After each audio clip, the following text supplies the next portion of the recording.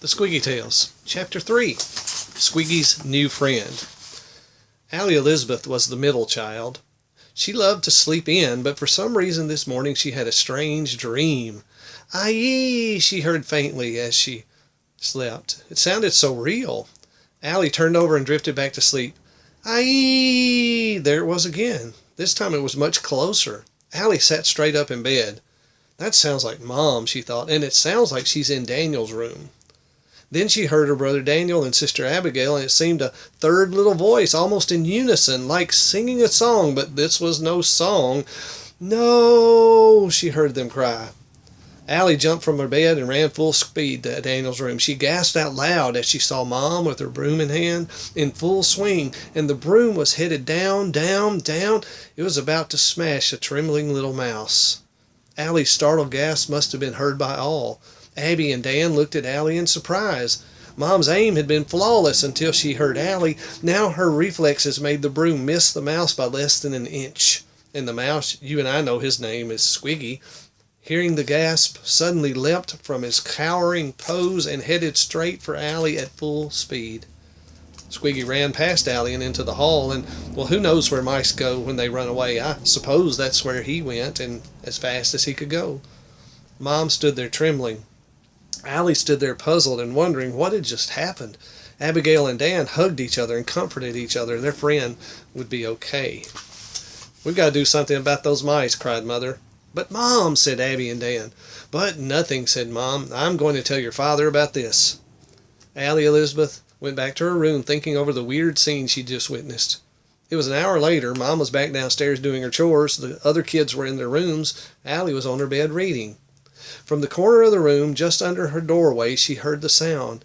It was like a squeak, squeak, but as she listened closer, it sounded like, "Miss, say miss." Was someone calling out to her? Allie looked under the doorway, and there he was, the mouse. "Hello, my name is Squiggy," said the mouse. Was she really hearing this little mouse speak? She concentrated hard on the sound. Yes, he was speaking to her. "Squiggy?" asked Allie. "That's an unusual name. My name is Allie Elizabeth, but you can just call me Allie if you like."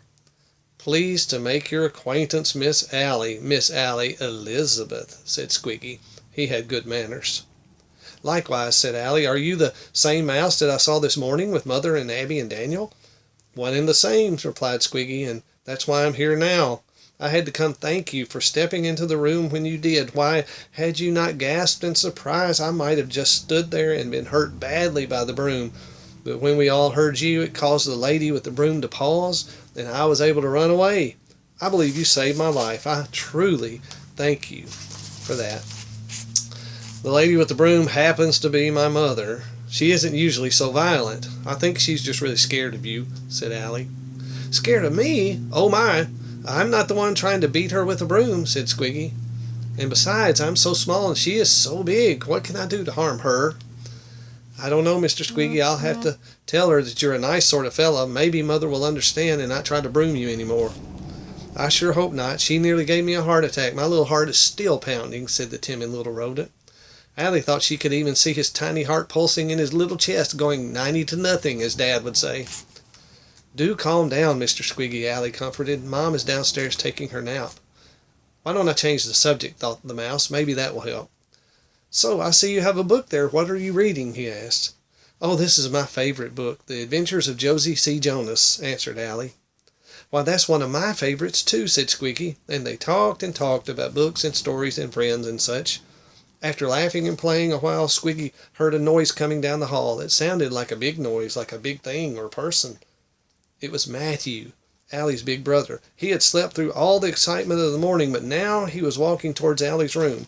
"Oh dear, I must be going," said Squiggy. "Oh no, please stay," said Allie. She did not sense the danger that Squiggy somehow knew was coming. After all, Allie could usually hold her own in fights or arm wrestling with Matthew. He was no real threat to a sister, but can you imagine the threat he posed to a poor little mouse? Matthew burst into the room. He saw the trembling mouse, and his first instinct was to protect his sister. Immediately, he raised his boot to tromp the little thing. "No, wait!" cried Allie, but it was too late. Matthew brought his foot down hard. It all happened so fast, so suddenly. The thud of his cowboy boot rang through the room.